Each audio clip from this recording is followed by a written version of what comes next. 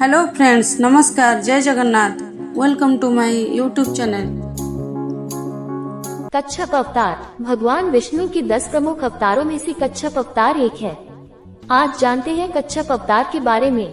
कूर्म अवतार को कच्छप अवतार भी कहते हैं।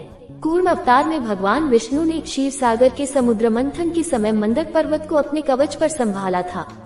इस प्रकार भगवान विष्णु मंदक पर्वत और वासुकी नामक सर्प की सहायता से देवों और असुरों ने समुद्र मंथन करके 14 रत्नों की प्राप्ति की। इस समय भगवान विष्णु ने मोहिनी रूप भी धारण किया था।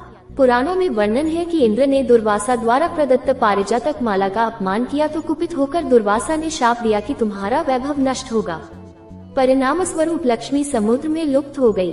तत्पश्चात विष्णु के आदेशानुसार देवताओं तथा दैत्यों ने लक्ष्मी को पुनः प्राप्त करने के लिए मंद्राचल की मथानी तथा वासुकी की डोर बनाकर क्षीरसागर का मंथन किया।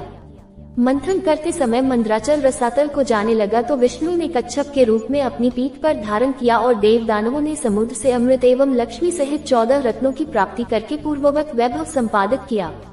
इसी प्रकार भगवान विष्णु का ये स्वरूप सार्थक हुआ। ओम भगवते वासुदेवाय नमो नमः।